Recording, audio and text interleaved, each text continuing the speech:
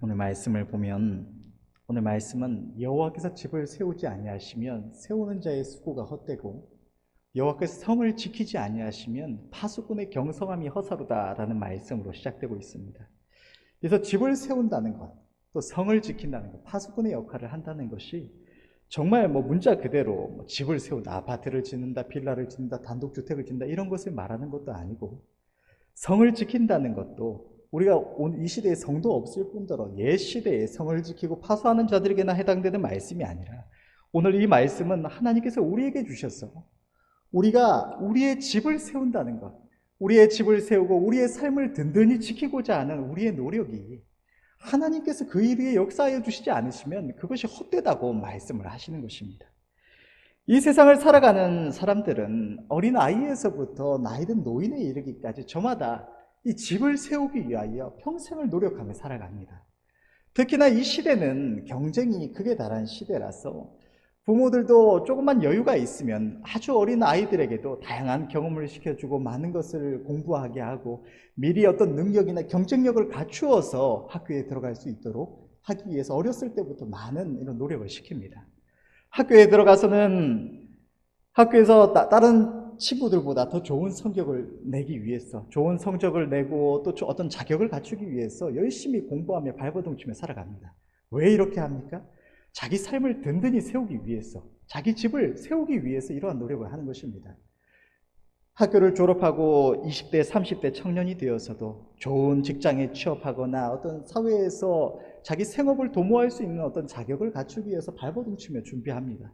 나이가 든 노인이라고 해서 이러한 노력이 없는 것이 아닙니다. 그것이 꼭 이런 물질적인 경제적인 활동에 국한되는 것이 아니라 우리가 집을 세운다는 것을 생각해 보자면, 옛말에도 어떤 사람이 집안을 일으켰다라는 말을 하기도 하는 것처럼 이 집을 세운다는 것은 어떤 경제적으로 크게 성공을 이루어서 부를 쌓고 경제적인 기반을 튼튼히 갖추는 것을 의미하기도 하지만, 또 동시에 사회적으로 존귀한 위치에 이르러 사람들의 인정을 받고 살아가게 받는 존재가 되는 것도 집을 세우는 일에 해당합니다. 또 집안에 있어서는 부모와 자식 간에, 부부 간에 어떤 불화가 없이 평안할 수 있도록 그 집안을 다스리는 것도 집을 세우는 노력의 일환인 것입니다.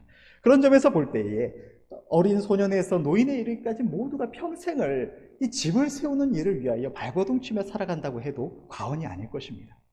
그런데 모두가 이토록 애를 쓰면서 집을 세우겠다고 발버둥치며 살아간다고 하지만 모두가 그 노력의 결실을 거두어서 집안을 든든히 세우는 것은 아닙니다.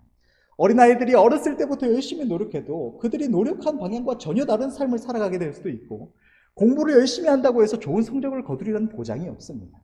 청년들도 모두가 다 노력한다고 좋은 기업에 들어가고 어떤 좋은 자격을 갖추는 것도 아니고, 그 자격을 갖춘다고 한들 그 집안이 든든히 서리라는 보장 또한 없는 것입니다. 아무리 좋은 직장에 들어가고 자격을 갖춘다고 한들 우리가 몸이 조금만 아파도 병원비다 뭐다 해서 모든 재산을 다 탕진해버리는 일들이 많이 있는 것입니다. 최근에 이 수년간, 이제는 좀 안정되었다고 하지만 이 코로나로 인하여서도 수많은 사업자들이 또 직장인들이 생업을 잃었습니다. 이들이 노력하지 않아서 그랬을까요? 철저히 계획하지 않아서 그랬을까요? 열심히 나름대로 자기가 가진 모든 수단을 동원하고 지혜를 궁구해서 또 시대를 봐가면서 상황을 분별해가면서 전심으로 노력했지만 예상치 못한 문제를 맞이해서 수많은 이들이 모든 가진 것을 탕진하고 집안이 완전히 무너지고 말았던 것입니다. 이처럼 우리들이 집을 세운다는 것은 우리들의 지혜, 우리들의 힘과 노력, 우리들에게 주어진 상황에 달려있는 것이 아닙니다. 오늘 본문에서도 하나님께서는 여호와께서 우리들의 집을 세우지 아니하시면 세우는 자의 수고가 헛되다고 말씀을 하십니다. 그러면 어떻게 우리의 집을 세워야 합니까? 여호와 우리 하나님으로 말미암아 우리의 집을 세워야 한다는 것입니다. 우리의 힘과 능력에 의지하는 것이 아니라 여호와 하나님으로 말미암아 우리의 집이 세워질 때 우리의 집이 정말로 아름답게 든든히 세워질 수 있을 줄로 믿습니다. 이 시간 하나님 앞에 나와서 예배드리는 우리 모두가 오늘 말씀 가운데 함께 은혜 입고 우리의 보잘것없는 능력이 아니라 우리 자신 바라보지 말고 여호와 하나님으로 말미암아 우리의 집을 든든히 세우시는 은혜가 있으시기를 바랍니다. 이 집을 세우는다는 것에 있어서 세상 사람들, 또 교회를 다닌다고 해도 일반적으로 우리가 가지고 있는 상식과 하나님의 말씀 사이에는 큰 차이가 있습니다. 우리는 어떻게 해야 집을 세울 수 있다고 생각을 할까요? 다른 말로 표현해서 어떻게 하면 성공할 수 있을까요? 혹은 어떻게 하면 집이 행복할 수가 있을까요? 흔히 생각하기를 우리는 열심히 노력한다는 것도 있지만 열심히 공부해서 지식을 갖추고 시대적인 어떤 이슈와 상황을 분별하고 그렇게 해 나가야 열심히 지혜를 궁구하고 노력해야 집을 세울 수 있다고 생각을 합니다. 그런데 하나님의 말씀은 하나님이 세우셔야 한다고 말씀을 하시고 계시는 것입니다. 성경을 보면 두 부류의 사람들이 기록이 되어 있습니다. 한 부류의 사람들은 자기의 힘과 능력으로 자기가 가진 것들로 자기의 집을 세우고자 했던 이들이고, 한 부류의 사람들은 자기의 힘과 능력이 아닌 여호와 하나님으로 말미암아 자기 집을 세우고자 했던 이들입니다.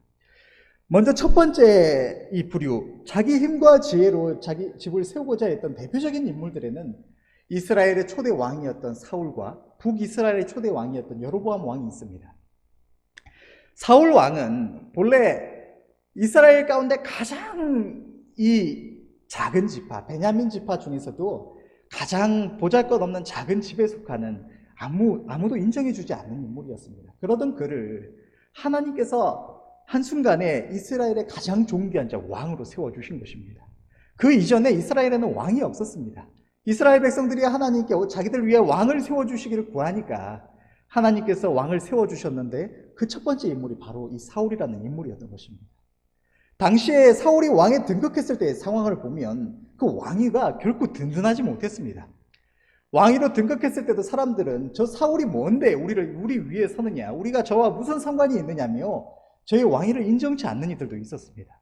뿐만 아니라 뒤에 나타나는 말씀들을 보면 적군이 쳐들어왔을 때 백성이 왕을 중심으로 뭉쳐서 대적을 하는 것이 아니라 두렵다고 제갈길 찾아서 뿔뿔이 흩어져 버리고 다 숨어버리는 모습들을 볼 수가 있습니다.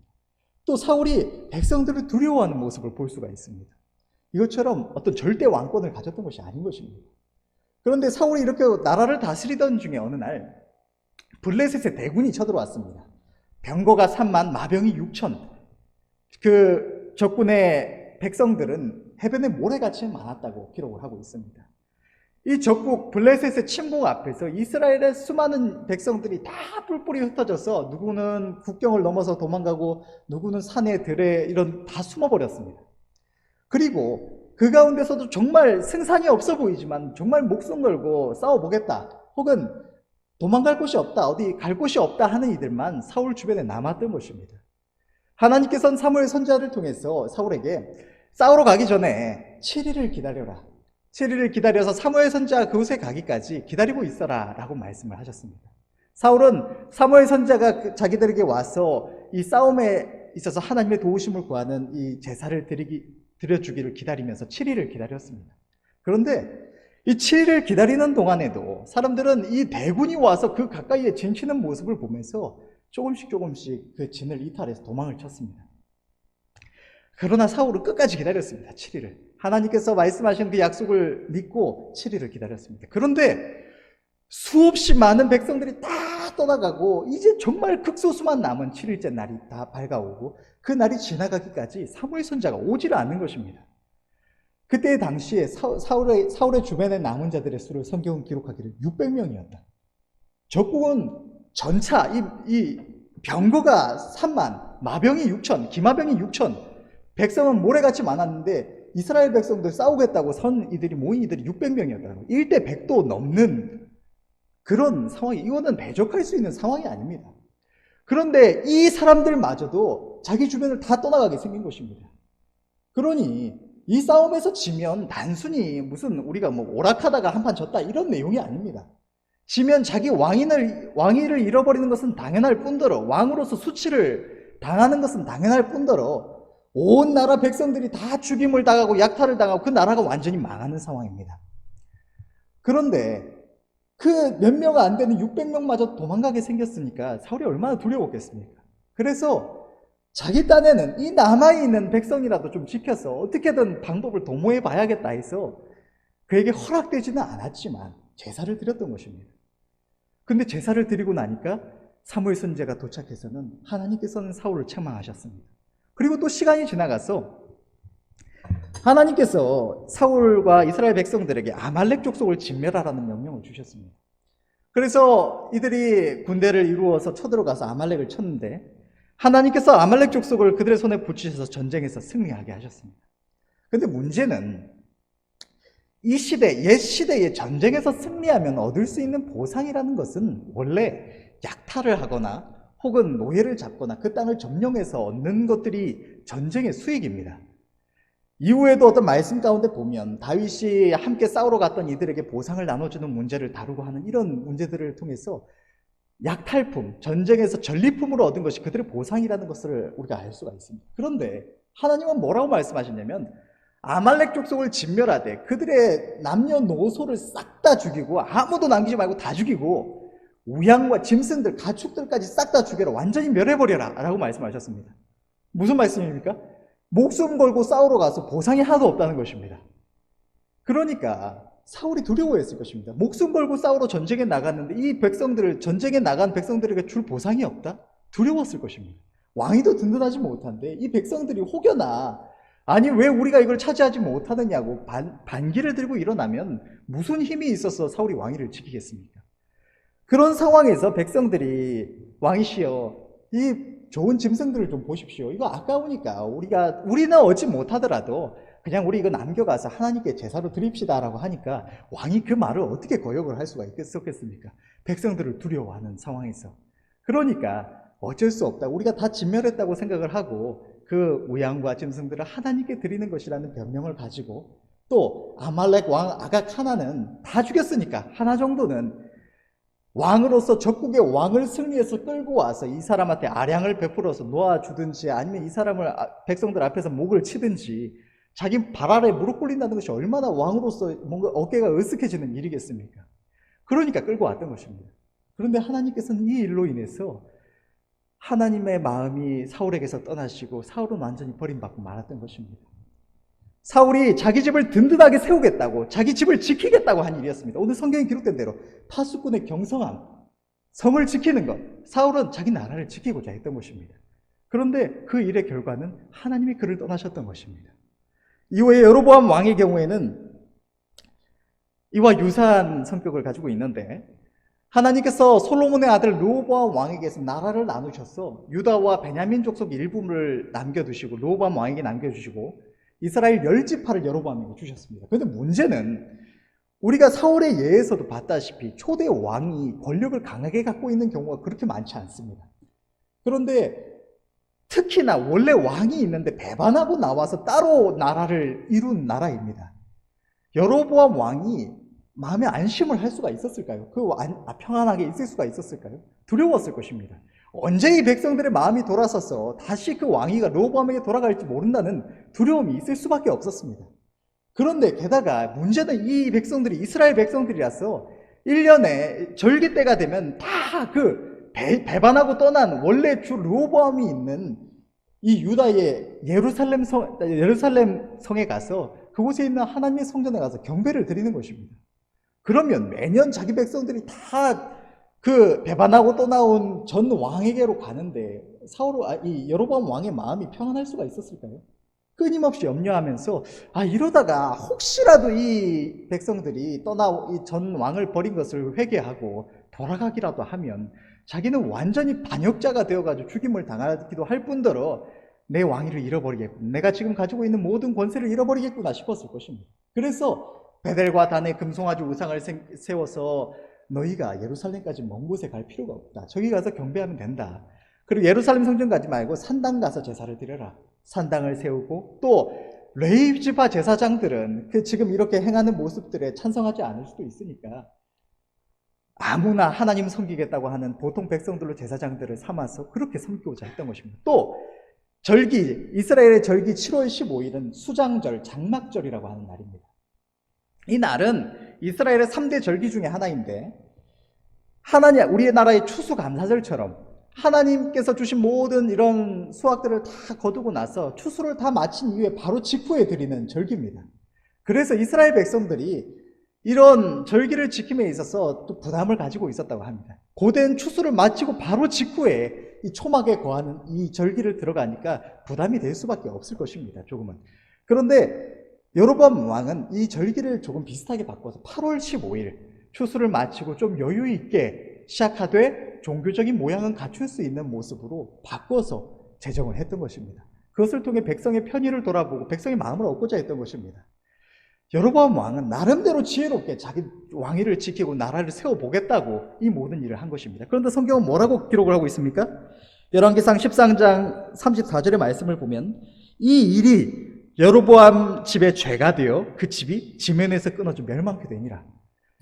지혜롭게 힘을 써서 지혜롭게 자기 모든 지혜를 강구해서 나라를 지켜보겠다고 한 일인데 그 결과 자기 집이 멸망이 되었다는 것입니다.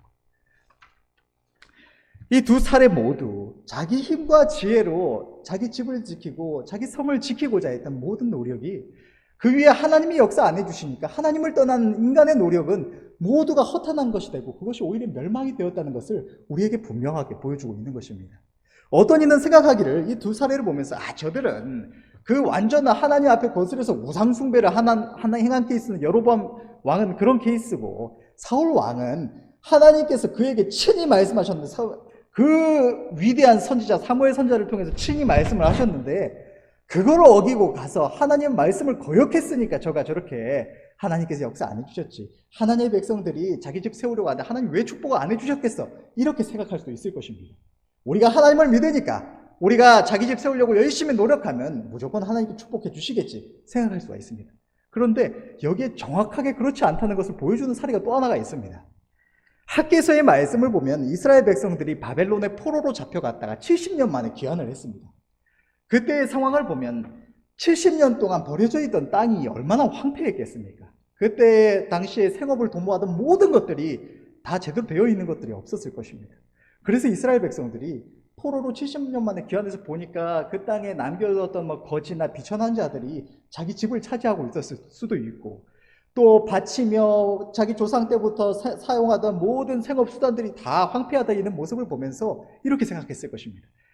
하나님의 성전 건축이 하루 이틀 일도 아니고 지금 우리가 그거 잡고 있다가 우리 살 수가 없다 이렇게 생각을 했을 것입니다. 그래서 일단 우리 집부터 든든하게 좀 제대로 세워놓고 집부터 제대로 정비를 하고 생업 먹고 살 길부터 좀 마련해 놓고 우리가 좀 평안한 가운데 전심해서 성전을 세우자 이렇게 생각을 했을 것입니다. 우리가 흔히 생각하는 대로 우리가 열심히 이 세상에서 일해서 성공하고 돈 많이 벌고 여유가 좀 생기면 그때야 하나님의 나라에 헌금도 많이 하고 봉사도 하고 섬기자 이렇게 생각하는 것처럼 했을 것입니다.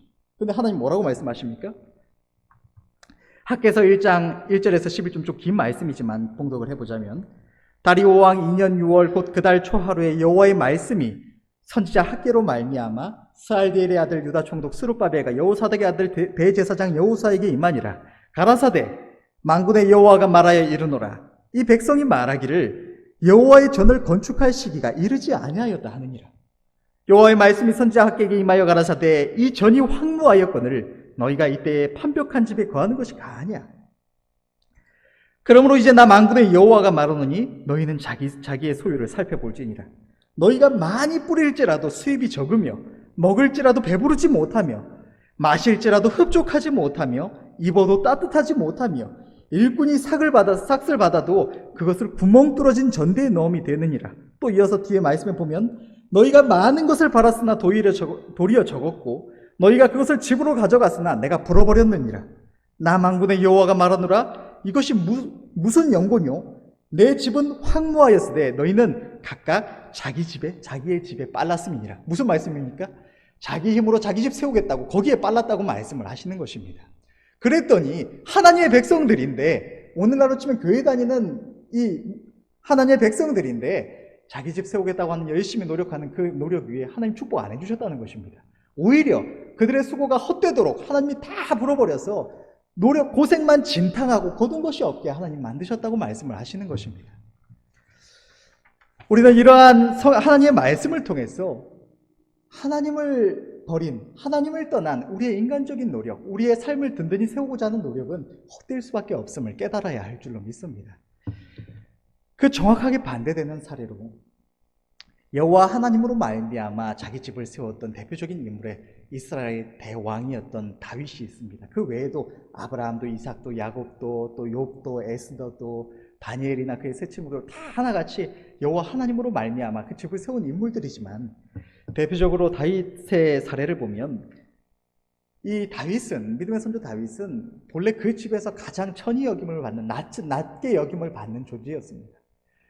온 나라의 존경을 받는 위대한 선지자였던 사무엘 선지자가 그 집안에 와서 식구들과 함께 식사를 하고자 하는 그 중요한 자리에도 다른 형제들은 의복을 갖추고 씻고 기름을 바르고 그렇게 모습을 갖추고 나아가서 선지자와 웃으면서 이야기를 나눌 수 있는 그런 좋은 자리에, 당시에 다윗은 온 가족을 다 모았는데 다윗 홀로 들판에 남아서 양떼를 치는 일을 맡겠다는 모습을 볼 때 그가 얼마나 그 가족 가운데 낮게 여김을 받았는지를 우리는 쉽게 알 수가 있는 것입니다. 그러던 그에게 하나님께서 기름을 부으셔서 이스라엘의 왕으로 삼으셨습니다. 문제는 기름을 부으시기는 부으셨는데 이스라엘의 왕위는 여전히 그 전 왕인 사울 왕에게 있다는 것입니다. 하나님께서 다윗과 함께 하시며 그가 행하는 모든 일들 위해 축복하시는 그 모습을 볼 때 사울 왕이 그에게 시기심을 가지고 분을 가졌습니다. 저로 인하여 내가 나라를 잃어버릴 것 같으니까, 나라의 모든 사람들의 칭찬이 자기가 아닌 이 다윗에게 향하는 모습을 보니까 이 사울이 위기감을 가지고 다윗을 죽이고자 했던 것입니다. 다윗은 이 사울 왕에게 충성하며 정말 선한 마음으로 대하고자 했지만, 사울은 창을 던져서 죽이려 하고 온 군대를 일으켜서 다윗을 죽이겠다고 쫓아다녔습니다.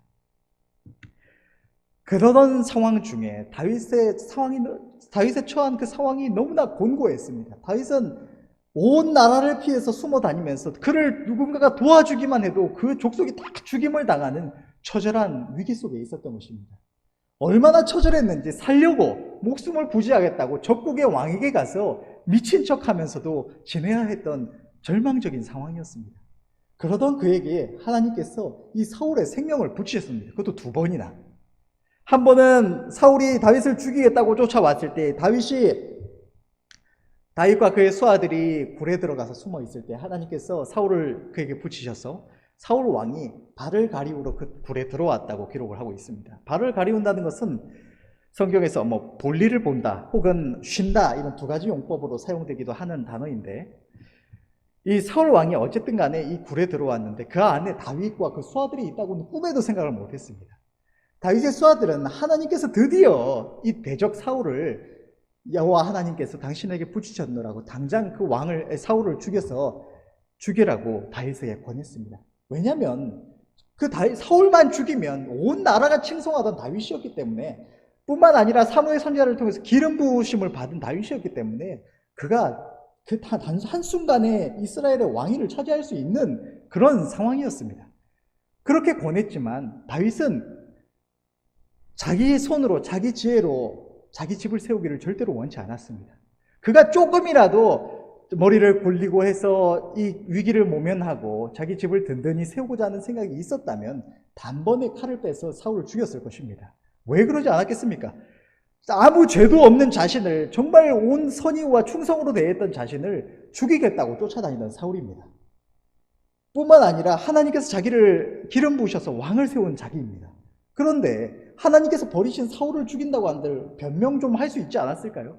저는 하나님이 버린 인물이니까, 저는 이렇게 불의를 행하고 악한 자니까, 심지어 자기 도왔다고 제사장의 성읍을 다 죽이기도 하는 이 불의한 잔인한 자니까 내가 칼을 쳐서 죽이면 하나님 기뻐하시리라 생각할 수 있지 않았을까요? 그런데 다윗은 단 한 점도 자기 힘과 지혜로 자기 집을 세우고자 하는 마음이 없었습니다. 그는 자기 칼을 뽑아서 사울을 죽여서 자기가 왕이 되기를 원한 것이 아니라 모든 것이 여호와 하나님으로 말미암아 되어지기를 바라고 하나님을 의뢰했습니다. 그렇기 때문에 놓아 보냈던 것입니다. 사울은 다윗이 자기를 놓아 보내는 모습을 보면서 회개하고 자신이 그를 쫓지 않겠다고 고백을 했습니다. 그런데 이후에 또다시 사울이 다윗을 죽이겠다고 쫓아가는 모습이 성경에 기록되어 있습니다. 하나님께서 그를 또 붙이셨습니다. 다윗에게 사울과 그의 군대가 들판에서 늦은 밤 잠에 빠졌을 때 다윗과 그의 수하들이 가까이 가게 하셨던 것입니다. 사울에게 가까이 접근할 수 있도록 하셨던 것입니다. 다윗의 수하들은 다윗에게 여호와께서 이번에야말로 저를 당신에게 붙이셨노라고 했을 것입니다. 당신의 저를 빼어서 죽이기만 하면 당신이 이제 이스라엘 왕이 될 수 있다고 얼마나 말을 했겠습니까? 얼마나 답답했겠습니까? 수하들이. 다윗 홀로 고통을 당한 것이 아닙니다. 다윗을 쫓아서 그를 따라다니던 이들이 많이 있었습니다. 그런데 아무 죄도 없는 그들이 한순간에 온 나라에 쫓기는 자들이 되고 이리저리 정착도 못하고 쫓겨다녀야 했을 때 그들이 얼마나 두렵고 괴로웠겠습니까? 그런 상황 속에서 자기 인도자 되는 다윗이 그 나쁠 것도 없는, 불의할 것도 없어 보이는 그 칼 한 번 빼서 사울 한 번 댕강 쳐서 죽이기만 하면 이 모든 고통을 벗어나고 존귀해질 수 있는 위치인데 그거 안 하고 있으니 얼마나 답답해하며 원망을 했겠습니까? 다윗이 자신의 수하들 따르는 이들을 보면서 두려움이 조금이라도 있었다면 자기가 좀 지혜롭게 해서 따르는 자들을 지키고 자기 지혜로 자기가 왕위를 차지하겠다는 마음이 조금이라도 있었다면 단번에 사울을 죽였을 것입니다. 그러나 이번에도 다윗은 오직 하나님께서 그의 집을 세워주시기만을 바랬기 때문에 사울을 놓아보냈습니다. 하나님께서 그가 하나님을 믿고 의뢰했던 바로 그대로 역사하셔서 다윗의 집안을 이스라엘의 영원한 왕권으로 굳게 세우셨던 것입니다. 이스라엘 온 역사 가운데 모든 이스라엘 백성들이 다윗의 시대에 그 찬란했던 그 시대를 바라보면서 그리워하는 그 시대가 회복되기만을 간절히 사모할 수 있도록 이스라엘의 역사 가운데 가장 아름다웠던 시대를 하나님께서 다윗에게 허락하셨던 것입니다. 그런데 다윗이 하나님께서 가는 곳마다 이기게 하시고 사방의 대적에서 평안을 누리게 하셨을 때에 사람의 욕심은 원래 끝이 없다고 하지 않습니까? 왕이 되어서 할 일이 없었을까요? 군대를 정비해도 정비해야 했을 것이고 좀 더 부를 갖추고 나라를 단단히 다스리고자 했어도 할 것이 있었을 것입니다. 다른 나라를 정복하고자 했어도 할 것이 있었을 것이고 얼마나 할 것이 많았겠습니까? 왕인데. 그런데 다윗은 자기 집을 세우는 거기에는 관심이 없고 생각을 안 하고 다윗이 했던 것이 무엇입니까? 하나님께서 자기에게 은혜 주셔서 자기는 이토록 아름다운 상하궁에 거하는데 하나님의 교회가 이 장막 가운데, 휘장 가운데 있는 모습을 보면서 자기 하나님의 전을 건축할 사모함을 가졌습니다. 내 하나님을 위하여 무언가를 하고 싶다. 내 하나님께서 거하실 수 있는 아름다운 전을 건축하고 싶다는 소원함을 가졌습니다. 그런데 하나님께서 이 소원함을 가지고 나단 선지자에게 그것을 말했던 다윗에게 뭐라고 하셨습니까? 긴 말씀이지만 줄여서 말하자면 다윗아 네가 내 집을 건축하겠느냐? 오히려 내가 너의 집을 건축해 너의 집을 세워서 너의 이름을 이 세상 누구보다 존귀하게 하고 너의 왕권을 영원토록 이어지게 하리라. 너의 후손들이 너를 이어서 그 왕위를 이어가게 할 것이다. 약속하셨던 것입니다.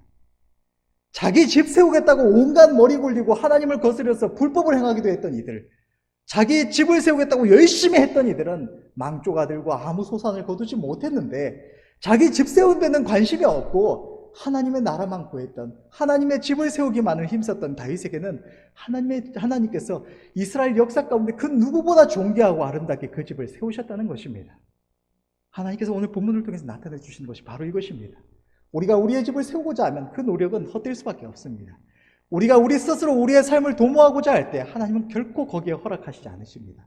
우리가 우리의 자신을 의뢰하고 우리 자신을 바라보고 우리 스스로의 힘으로 세상에서 무언가를 이루고자 할 때 그것은 결국 우리의 멸망이 되기 때문입니다.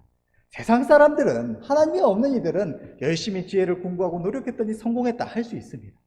그러나 정말로 하나님을 만난 하나님의 백성들이라면 하나님께서는 하나님을 떠나서 자기 힘으로 자기 삶을 도모하겠다고 하는 그 모습을 가만히 두시질 않으시는 것입니다. 그러나 우리가 하나님을 중심으로 삼고 오직 하나님의 나라, 하나님의 집을 세우고자 할 때 하나님께서는 우리가 바라지 않아도, 우리가 그것을 간절히 구하지 않아도 우리의 모든 필요를 아시고 우리의 집을 반드시 세워주신다는 것입니다. 세상적인 상식 가운데 우리의 집을 세우려면 철저히 인생 계획을 계획하고 장기적인 계획, 또 단기 계획, 내가 어떻게 하면 좀 더 수입을 얻고 어떻게 하면 지출을 막고 어떻게 하면 다른 사람들과 경쟁해서 이길 수가 있을까 끊임없이 계획하고 공부하고 노력을 해야 할 것입니다. 절대로 손해는 보지 말아야 되고 어떻게든 이익을 극대화해야 합니다. 나눠주는 것이 무엇입니까? 그런 것은 우리의 삶을 든든하게 도모하는데 아무런 도움이 되지 않는 것입니다. 기회가 있으면 반드시 잡아야 되고, 그러려면 우리가 항상 평상시에 여유 자금을 든든하게 가지고 쌓아두고 있어야 기회가 왔을 때 단번에 잡아서 부를 쟁취할 수가 있는 것입니다. 이게 이 세상의 상식입니다. 그러나 하나님으로 말미암아 우리의 집을 세우는 것은 전혀 다릅니다. 하나님으로 우리의 집을 세운다는 것은 우리의 힘과 지혜로 우리가 가진 상황과 조건 안에서 머리 굴려서 우리 집안을 세우겠다는 생각은 완전히 버려야 합니다. 이것이 우리가 열심히 우리 일에 노력하지 말고 되는 대로 생각 없이 살아라가 아니라, 어떻게 예배만 드리고 기도만 하고 헌금만 많이 드려라가 아니라, 우리의 중심, 우리가 가장 마음 쓰고 생각하는 것, 다른 모든 것들은 다 포기하더라도 절대로 포기할 수 없는 바로 그 자리에 우리 집이 아니라, 우리 성공이 아니라 우리 하나님의 나라를 세우는, 하나님의 기쁘심을 구하는 바로 그것이 자리하고 있어야 한다는 것입니다. 내 지혜로, 세상 상식대로 내가 지금 이 정도 있으니까 이렇게 굴려야 이익을 볼 수 있고 성공할 수 있겠지, 내가 이거 잘 굴려야지 손해보지 않겠지, 끊임없이 우리 돌박 굴리는 것이 아니라 하나님의 말씀 가운데 하나님의 선하신 뜻을 살피고 하나님이 무엇을 기뻐하시는, 지금 이 순간에 하나님이 어디로 나를 인도하시고자 하시는지 살피고 오직 순종해 나가는 것, 그것이 여호와 하나님으로 말미암아 자기 집을 세우고자 하는 자들의 삶의 방법인 것입니다. 하나님의 선하신 약속과 선하신 하나님 그분을 붙들고 우려하는 믿음으로 살아가는 삶이 하나님으로 말미암아 자기 집을 세우는 자의 모습인 것입니다. 다윗이 단번에 자기 집을 세울 수 있는 그 순간에도 자기 손을 휘둘러서 자기 집을 세우고자 하지 아니하고 여호와 하나님만을 붙들었던 것처럼, 우리 눈에 보기에 이것만 하면 큰 돈 벌 수 있겠는데, 이것만 하면 크게 성공할 수 있겠는데 한다고 냉큼 잡는 것이 아니라, 하나님이 무엇을 기뻐하실까, 이 순간에 하나님이 무엇을 원하시는지 살피고 그대로 행하는 것이 여호와 하나님이 우리 집을 지으실 수 있도록 그분께 맡기는 삶의 방법인 것입니다. 성경은 우리가 하나님을 의뢰할 때 여호와 하나님으로 말미암아 우리의 집을 세울 수 있다는 것을 여러 말씀을 통해서 약속해 주시고 계십니다. 관련된 말씀을 몇 가지만 보자면, 마태복음 6장 33절 말씀은 너희는 먼저 그의 나라와 그의 의를 구하라, 그리하면 이 모든 것을 너희에게 더하시리라. 우리가 끊임없이 들어온 말씀입니다. 하나님은 우리가 그의 나라와 그의 의만 구하면 모든 것을 더하시겠다고 말씀을 하십니다. 그런데 우리는 지금 내가 이 물질이 있는데, 내가 지금 이거 쓰면 요번 달에 나갈 카드값 못 낼 수도 있는데, 혹은 내가 지금 여유가 좀 있긴 한데 이거 어디 써버리면 나 나중에 다쳤을 때 혹시라도 다쳐서 병원 가야 되면 그 돈 어떡하지? 혹은 내가 지금 이거 드리고 나면 나중에 나 필요할 때 어떡하지? 혹은 내가 지금 사업적으로 뭔가를 어디다 해야 될 것 같은데, 지금 교회에도 이렇게 큰 필요가 있는데 근데 여기다 쓰면 내 사업 못하니까 어떡하지? 생각을 하지만, 하나님은 먼저 그의 나라와 그의 의만 구하면 그 필요가 무엇이든 얼마든 간에 채우신다고, 하나님이 우리의 집을 든든히 세우시겠다고 약속하신다는 것입니다. 또 요한복음 13장 32절 말씀, 만일 하나님이 저로 인하여 영광을 얻으셨으면 하나님도 자기로 인하여 저에게 영광을 주시리니 곧 주시리라. 우리가 하나님의 영광을 구하면, 하나님의 기쁘심을 구하면 하나님이 영광을 받으시고 그래 영광 잘 받았다 끝나는 것이 아니라 영광을 주신다는 것입니다. 하나님이 영광을 주시고 그를 높이시는데 비천한 거지가 되어서 혹은 고통 가운데 시달리면서 높아질 수가 있습니까? 다른 사람들이 볼 때 너무 불쌍하다고 눈물을 흘리는데 높을 수가 있습니까? 불가능한 것입니다. 하나님이 높일 때는 반드시 아름답고 존귀하게 하시고 세상이 알지 못하는 평안을 주시는 것입니다. 우리는 여호와 하나님으로 말미암아 우리의 집을 세워야 할 줄로 믿습니다. 우리의 어리석은 생각, 우리의 지혜, 우리의 판단을 의뢰하지 말고 언제나 하나님으로 말미암아 우리의 집을 세우는 것을 늘 기억하시기를 바랍니다.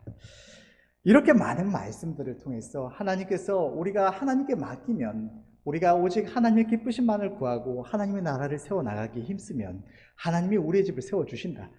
너희 보잘것없는 무능력한 너희 손이 아니라 전능자의 손으로 너희 집을 든든하게 세워줄 것이니까 너희는 그거 걱정하지 말아라고 말씀을 하시는데, 수많은 이들이 이 하나님을 의뢰하고 맡기기를 두려워합니다.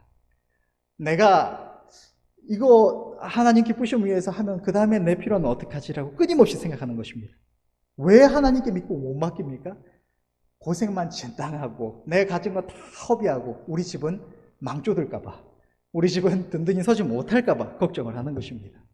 보이지 않으니까, 지금 당장 어떻게 인간적으로 제도적으로 보장되지 않으니까 우리가 믿지 못하는 것입니다. 그런데 이것은 너무나 어리석은 믿음 없는 모습인 것입니다. 하나님의 약속은 반드시 역사되는 능력의 말씀이고 분명한 실체입니다. 이것이 누구 골라서 옛날 다윗에게는 역사되었지만 너에게는 아니란다 하시는 것이 아니라, 하나님은 예나 지금이나 영원토록 동일하신 하나님이셔서 다윗에게 그렇게 역사하셨다면 오늘날 우리에게도 여전히 동일하게 역사하시는 분이 하나님이시라는 것입니다. 그렇게 우리가 하나님의 약속을 목숨 걸고 믿을 수가 있는 것입니다. 하나님의 약속이 만약 성취되지 않는다면, 우리가 정말로 하나님의 약속을 믿음으로 붙들고 나 자신을 온전히 맡겼는데 성취되지 않았다. 그러면 성경은 거짓이고 하나님은 계시지 않고, 하나님이 없다면 심판도 없고 천국도 없고 지옥도 없습니다. 그러면 우리는 이 세상에서 가장 불쌍한 존재들이 아닐 수 없습니다. 누릴 것도 제대로 세상 즐기지도 못하고 마음대로 놀러 다니거나 막 정말 맛있는 거 먹으러 다닌다고 평생을 허비해도 부족하고 끊임없이 찾아다녀야 될 이 세상의 아름다운 것들인데 하나도 제대로 추구하지 못하고, 이렇게 주의 일을 한다고 때로는 말씀에 순종한다고 마음고생하고 내 자신 친다고 열심히 하다가 아무것도 없으면 그게 세상에서 가장 불쌍한 이들이지 무엇이겠습니까? 그러나 하나님의 계심이 확실하다면 성경은 진리이고 하나님의 말씀은 반드시 성취된 약속과 능력의 말씀입니다. 살아계신 전능자 하나님을 섬기면서 영원히 멸망할 수밖에 없는, 지옥 갈 수밖에 없는 우리의 죄를 용서받고 성경에 만 가지로 기록되었다고 하시는 이 약속의 말씀들을 받은 우리는 이 세상 그 누구보다 복된 행복자들인 것입니다. 하나님이 계시다면 이 말씀은 반드시 역사되는 말씀인 것입니다. 그렇게 우리는 이 말씀에 우리 자신을 맡길 수가 있는 것입니다. 혹 내가 이 말씀 붙들고 우리 집 세우는 거 하나님께 맡겼는데 하나님이 영광만 받으시고 하나님의 교회만 예물만 받으시고 혹은 우리의 섬김만 받으시고 전도한다고 열심히 해서 하나님 집 세우겠다고 했는데 우리 집은 망조가 들었다더라, 이러면 하나님이 안 계신 것이겠죠. 그런데 하나님은 살아계시고 우리 모두가 하나님의 역사하심을 때때로 경험하며 고백하며 가는 것입니다. 이 세상 그 모든 것이 거짓이라고 하더라도 하나님은 분명히 살아계시노라고, 우리와 함께 하시노라고, 그분의 음성을 들으며 우리가 즐거워할 수가 있는 것입니다. 이 하나님을 믿고 맡기시기를 바랍니다. 하나님의 복은 그 약속을 믿고 자신을 완전히 맡기는 자에게만 역사되는 복입니다.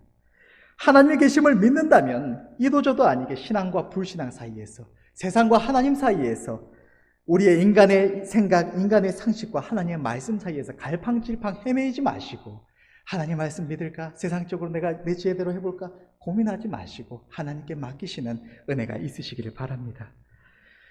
그래서 신앙생활을 한다고 하면서도 하나님의 능력 한번 경험해 보지 못하고 긴가민가 하면서 살아가지 마시고, 하나님의 약속 앞에 자신을 내어 맡겨서 하나님의 말씀을 경험하면서 우리에게 가까이 오셔서 우리와 함께 하시는 임마누엘의 하나님과 날마다 동행하며 하나님의 선하신 손길을 날마다 바라보며 그렇게 찬양하며 영광 돌리며 그분의 손길로 우리의 집을 세우시는 은혜가 저와 여러분들 모두에게 있으시기를 간절히 바랍니다.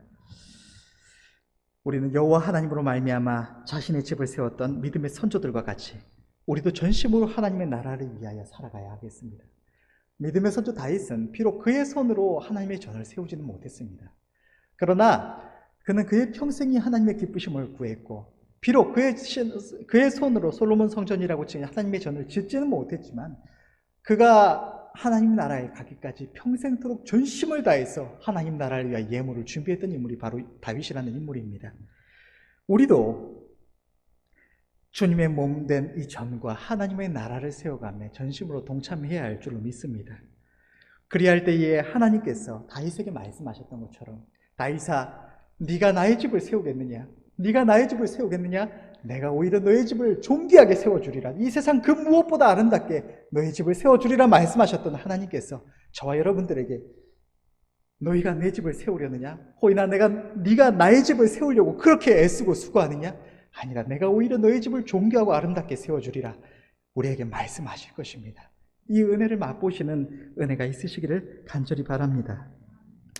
이 시간 주님 앞에 나와서 함께 예배드리는 성도 여러분들은 이미 죄전을 위하여 나름대로 전심으로 섬기고 있는 줄로 압니다.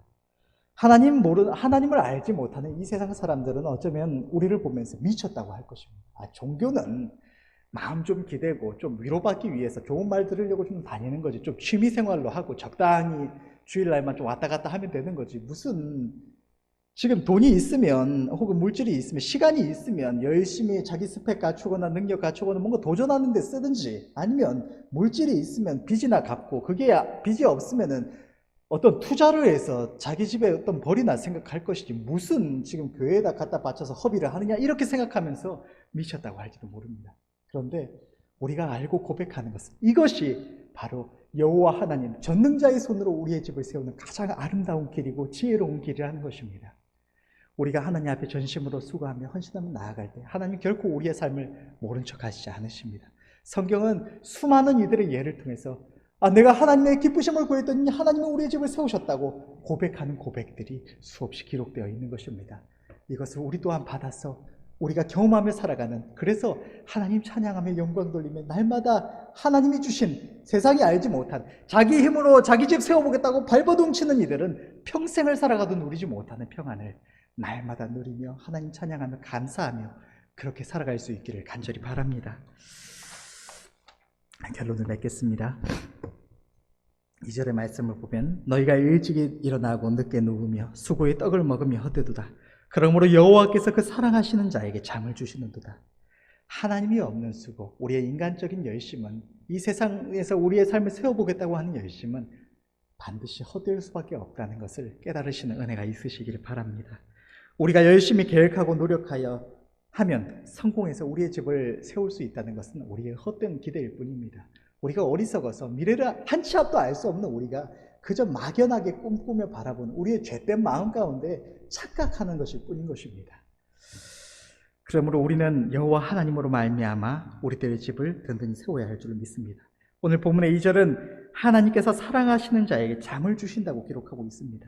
잠은 평안과 안식을 의미합니다. 사람이 하루를 열심히 수고하며 살아간 이후에 잠자리에 들어서 평안히 쉼을 얻는, 마음과 육신의 쉼을 얻는 그 가장 평안과 쉼이 있는 시간이 바로 이 잠자는 시간인 것입니다. 우리가 하나님을 경외함으로 그의 말씀 가운데 지켜 행하며 하나님의 집을 세우기에 힘써서 하나님께서 우리의 집을 세워주실 때 우리는 이 하나님께서 잠을 주신다고 말씀하시는 거죠. 사랑하시는 자에게 잠을 주신다고 말씀하시는 것처럼 그 누구보다 평안한 삶을 누리며 행복자의 삶을 살아갈 수가 있는 것입니다. 가정 가운데는 평안과 화평이 있고 우리의 필요는 하나님 손에서 공급받고 날마다 담대히 하나님의 일을 위해서 선한 일을 열심히 하는 아름다운 삶을 우리가 살아갈 수 있는 것입니다.